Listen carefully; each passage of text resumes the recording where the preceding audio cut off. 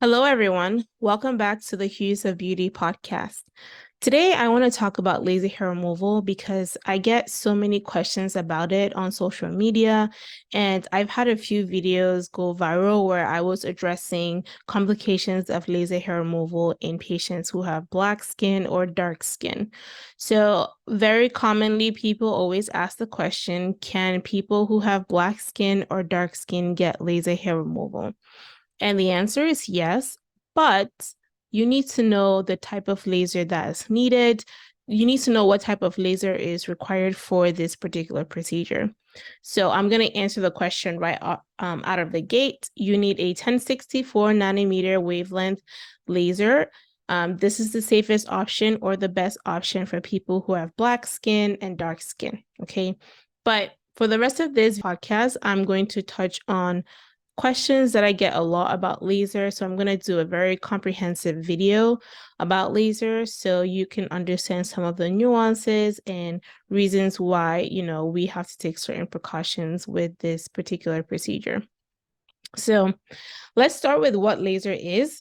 So laser is basically a machine that creates a wavelength of light, and then that light is targeting pigment. So in the case of hair removal, the light is targeting pigment in the hair follicle. So in order for the laser to actually work, the hair follicle has to have pigment in it. So laser hair removal is typically great for patients who have dark hair. Okay, it doesn't matter what your skin tone is. If you have dark hair, it will work perfectly.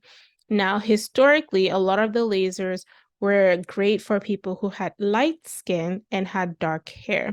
And so the older lasers usually were great for those people, but they didn't have options for people who had dark skin and black hair. And so now we have newer lasers, so we could talk about that.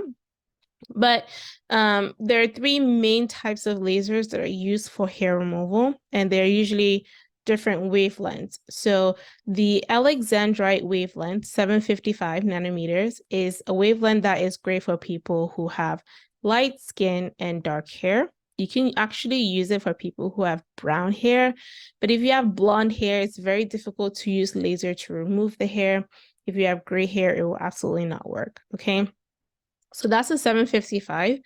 And then you have an 810 diode. This is pretty close to the 755 in terms of the depth of the laser. And so this one is also going to be good for people who have light skin and dark hair, but it can also be used in some patients who have brown skin and dark hair, but it's not necessarily the best for patients who have black skin or who have dark skin. And then the last laser is the 1064 Nd:YAG laser that I mentioned earlier. So 1064 is going to penetrate the deepest into the skin. So the laser goes on the skin, but it's penetrating or putting its power directly to the root of the hair. So it penetrates much deeper.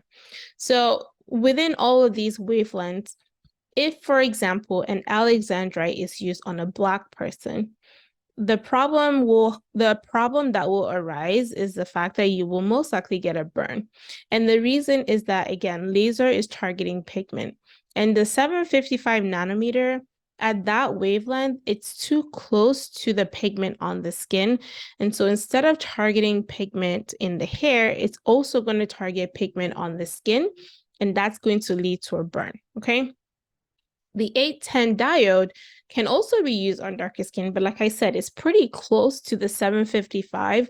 So both of them have a higher risk of causing burns in patients with darker skin, because at that 755 to 810 wavelength range, it's pretty close to the surface of the skin. So the chances of the laser picking up the pigment on the surface of the skin versus at the root of the hair is much higher. So that's why for people who have darker skin tones, so black skin or deep brown skin, we recommend that you use a 1064 nanometer wavelength, okay?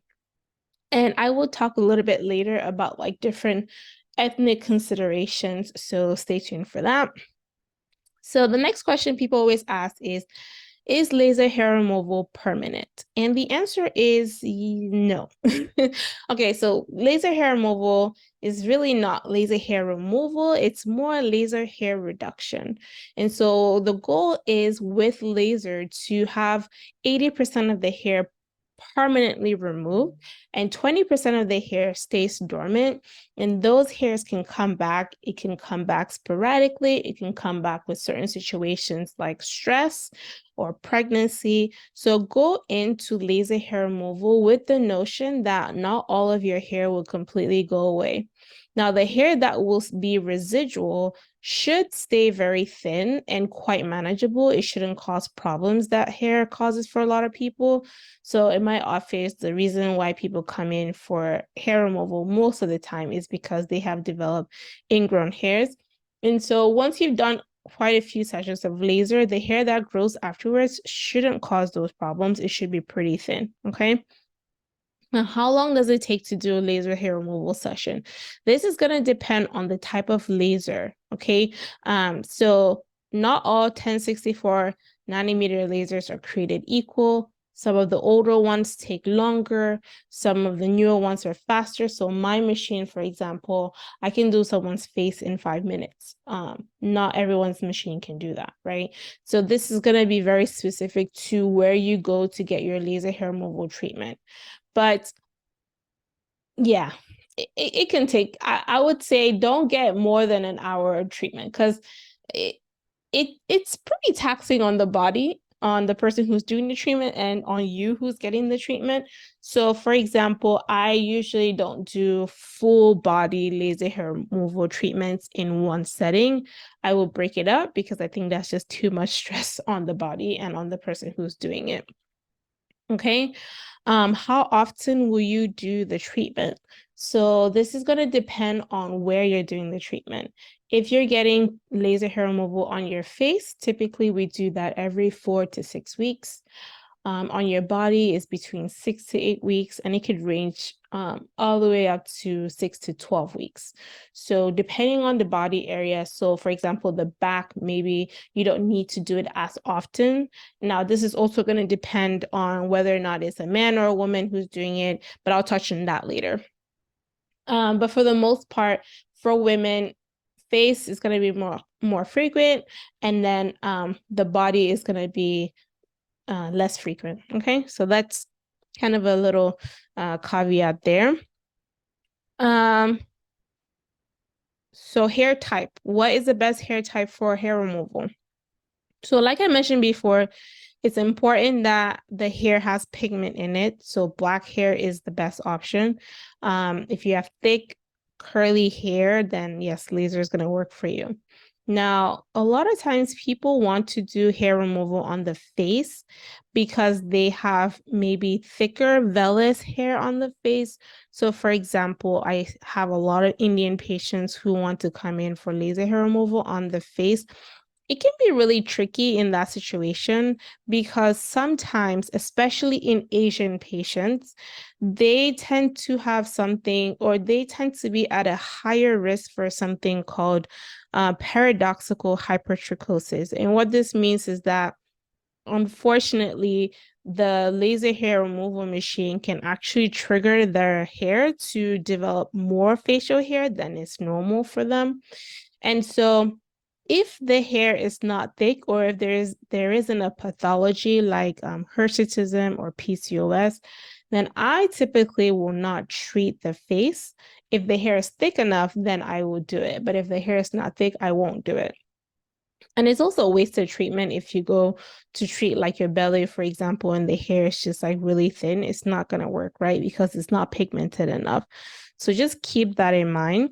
The hair has to be thick and very pigmented for it to work properly. Who cannot get laser? I think everybody can get laser as long as your hair is dark and pigmented, right? So as long as you have black hair, that will work. I see patients in the office as young as 13, and that is because my 13-year-old, she's not 14, has PCOS, so that was necessary for her. But if you don't have a pathology, then I would say 16 and above is probably an appropriate age to start doing laser hair removal with the consent of a parent, obviously. And then you can do laser hair removal all the way up to 40s, 50s, as long as your hair is, dark. Um, Laser hair removal can be done for both men and women.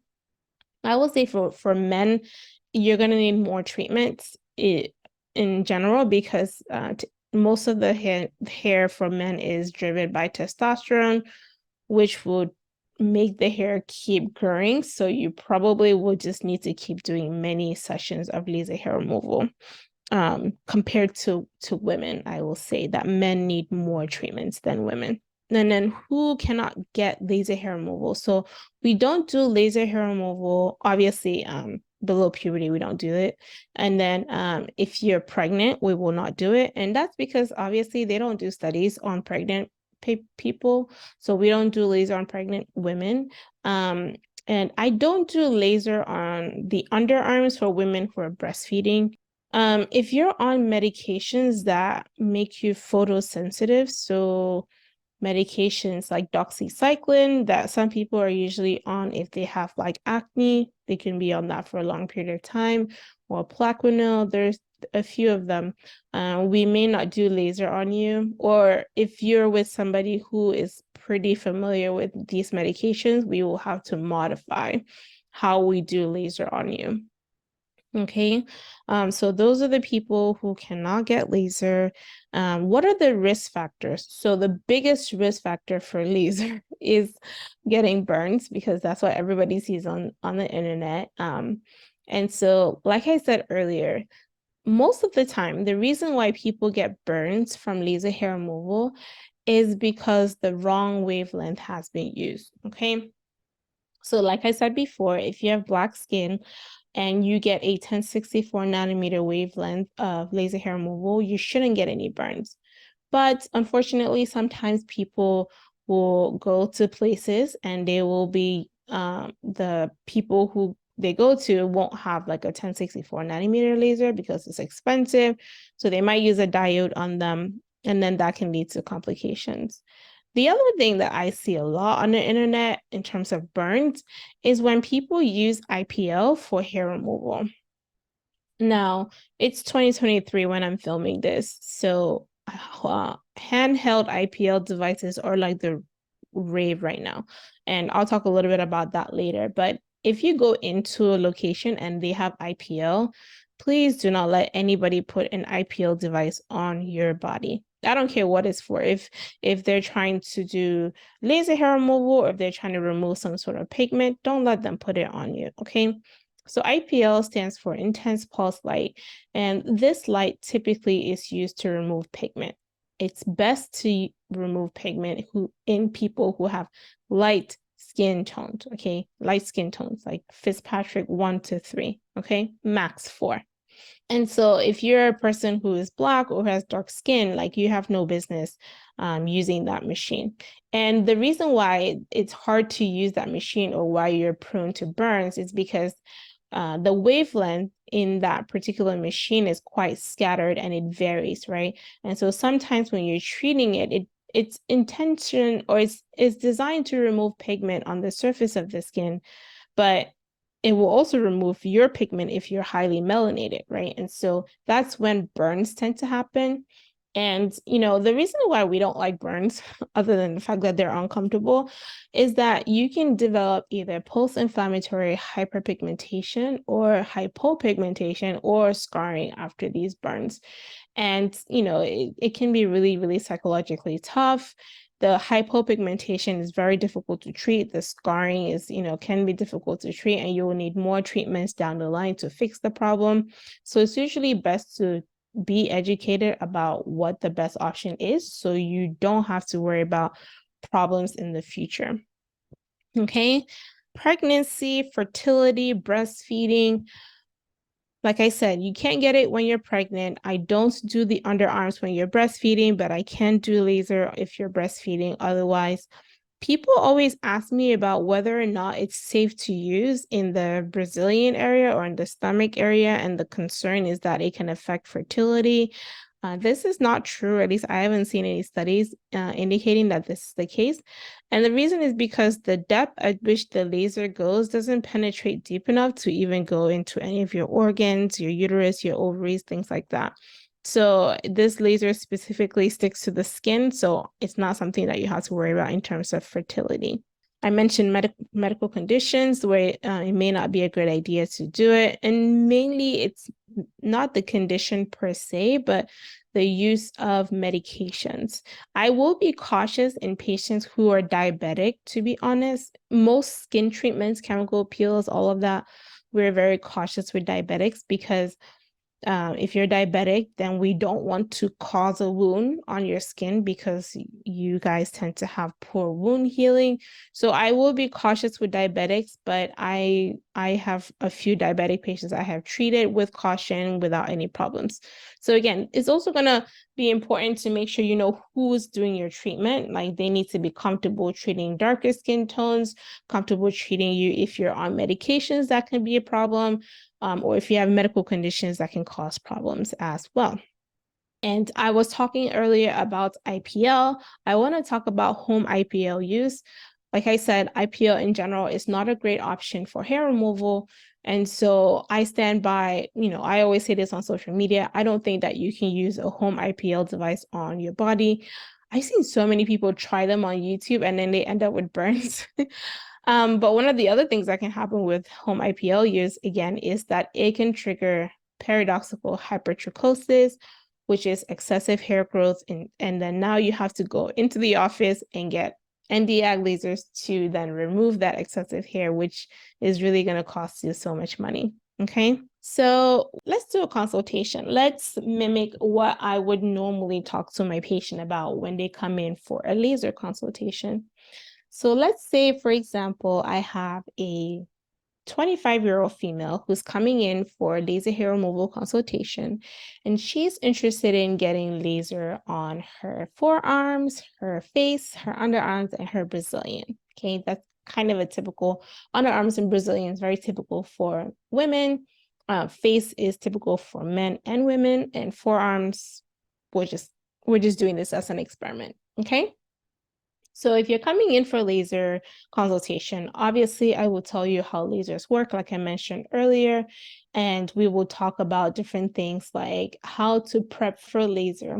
So if you're coming in, depending on the area, so for your face, we definitely want you to shave your face prior to coming in. I always recommend the night before or the day of.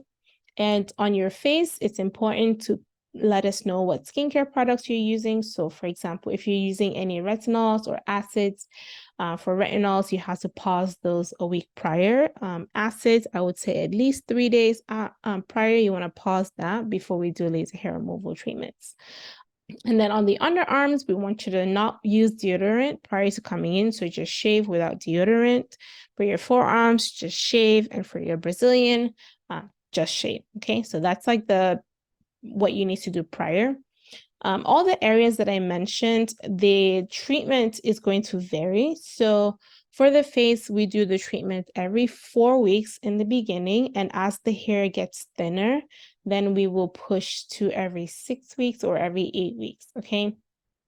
And a lot of times I tell patients you need to plan to have at least 8 to 12 treatments for laser hair removal. And the reason why this varies is because it really depends on where you're getting the treatment. So I mentioned forehead, I mentioned face, underarms, and Brazilian, and these 3 areas have hormonally driven hair. So the hair is thick, and it was only thick because of puberty, right? You only had thick hair in that area after puberty. So hormonally driven hair can be quite tricky to treat. It's also where people have the most problems in terms of ingrown hairs. And it also tends to be quite sensitive. And so we cannot necessarily start using high settings in these areas to eliminate the hair. So a lot of times these areas, it will take much longer to get to the 80% of the hair that we remove. And it's going to be really important once we do like 8 treatments, for example, to keep doing treatments at a maintenance rate. So it could be 3 to 4 times a year or 2 times a year. You want to keep the hair as dormant as possible since that hair is hormonally driven. Your forearms, for example, are not hormonally driven. So you usually, now there are ethnic variations, but usually don't need as many treatments in the forearms or the legs compared to if you were doing treatments in the Brazilian. Okay, so that's something to keep in mind. So like I said before, prior to coming in, you want to shave. You need to also make sure that you don't expose the area to the sun, because whenever you have sun exposure and a tan, that is technically inflammation on the skin.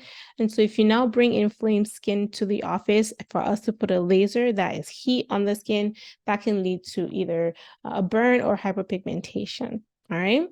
And so we always will ask you what medications you're on. If you're on something like doxycycline or plaquenil, then steps need to be taken to either keep settings low or wait until you're done with the medication. So for example, I have a patient with plaquenil. She can't stop taking the medication, but we just keep her settings low, and she's understanding that it will take longer for her than someone who isn't on medication. If you're on doxycycline, for example, for like a cold, then we would just wait for that medication to get out of your system before we use laser hair removal on your body. Okay. Like I said, we do treatments every 4 weeks for the face, every 6 to 8 weeks for the body. The first couple of treatments will be painful because the hair is thick. But as we do more treatments, the pain level will improve. This is definitely not the case for the Brazilian, because I think it's always sensitive. It doesn't matter if it's in a man or a woman, because yes, men and women both do Brazilian laser hair removal. It's very sensitive because, again, the organ in that area is sensitive. For a lot of women, when they're on their periods, it's even more sensitive. So that's another reason why I find that the Brazilian lags, because we can't put too much heat on the labia or around the clitoris, because I mean, the goal is to remove the hair, not to stop pleasure. So we definitely have to take our time in those areas. Okay. And then when you come in, when you get the treatment done, at least in my office, we have a Zimmer machine, so cool air that goes onto your skin while we're doing the treatment. And so when we're doing the treatment, it feels like rubber bands are being stung on you, but the treatment goes really fast because my laser is a very fast one. Not all lasers are the same, but mine's really fast, so the treatments don't take too long. And then afterwards, if you have swelling, so there's something called perifollicular edema, which basically means that there's swelling around the hair follicle, which is a good sign. We normally will have to put aloe on your skin to calm your skin down. Sometimes people get worsening edema, like the whole face is swollen or the whole area is swollen. In that case, we have to use ice to cool it down. Because again, whenever there's inflammation and melanin, that can lead to PIH, which we don't want. Okay. So yeah, so that's usually what happens. And then afterwards, I always ask patients to have a hydrocortisone cream that they can use at home, because sometimes when the hair is coming in, it gets very itchy. So you can use that for 1 to 2 days max to decrease any sort of irritation on the skin. The question of numbing cream always comes up. This is going to depend on your practitioner. Personally, I don't recommend numbing cream because I don't think that my machine is that painful compared to other people's machines. So if someone really wants to take something, I will say Tylenol is the only option. But the reason why I don't like to do numbing is because I need to get a response while you're in the office. It helps me know if the settings that I'm using is either appropriate or too much for you. So if I use the setting that's too high and you have numbing cream on, then you're not going to feel anything, right? And then you might go home and find that you have actually developed a burn because the settings were too high. Well, if we didn't have that numbing, I would have gotten a feedback in the office. You might be screaming. And that would definitely indicate that I may have used too high of a setting. And so for me personally, that's the reason why I don't like numbing cream, because I don't want to deal with complications after you've left my office. I prefer to deal with everything in the office. So yeah, that's usually why I do it that way. Okay. So I hope that was helpful. Let's talk about different considerations. I will do a separate video on different areas. So I think underarms in Brazilian warrants their own video. I think facial hair warrants its own video. And I think that different ethnic groups also warrant their own video because let's say, for example, if we're talking about people with black skin or dark skin, that's not just people of African descent. That also includes people of Asian descent, like people who are Indian. And I want to talk a little bit about Indian patients because in India, the range of skin types ranges from Fitzpatrick 3 to 6. Okay. And so I find that a lot of my Indian patients get burned because whenever they have, let's say you have a local person that does hair removal for you. And the assumption is that if that person is Indian, they're using a laser that's safe for Indian skin, right? But again, if you don't know, you may not realize that not all of the machines are going to be safe for your skin type. And so you might go to somebody who has a diode machine and they'll tell you, hey, we can use it on your skin. We just need to do certain settings or modify the settings.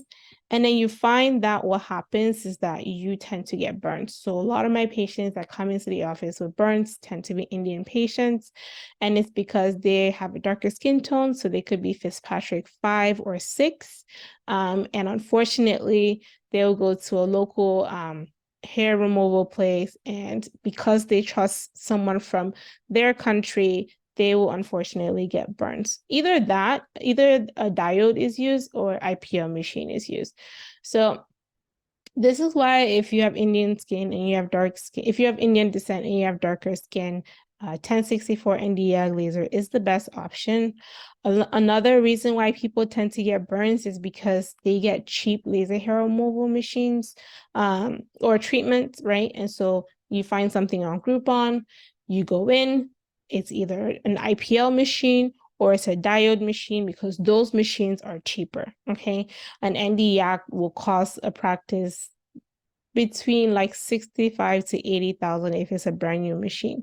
So as a result, those treatments are not going to be cheap treatments in those offices, right? But if you find that it's cheap and it's not done under the supervision of like a doctor, like there's no medical staff in there, I would be cautious about that because there's a good chance that they're not using the right laser. Now, my advice is very specific to the US. I don't know too much about how lasers are regulated in different parts of the world, but just make sure that an Nd:YAG is what is used for you if you have dark skin. So this is very specific to people of African descent and to my darker skin Asian patients, okay? All right. I hope that that was helpful. If I missed any questions or if you have any more questions on the topic, do comment below. I will have this video on YouTube and you can also send me a message on social media and ask me more questions and I would love to do videos. But like I said, I will do separate videos on certain areas because it's hard to do a video touching on everything related to hair removal for people who have black skin or dark skin because there's just so many different nuances. Like for example, hidradenitis suppurativa is a condition that I tend to diagnose when I'm doing laser hair removal. So that's something that we could talk about as well.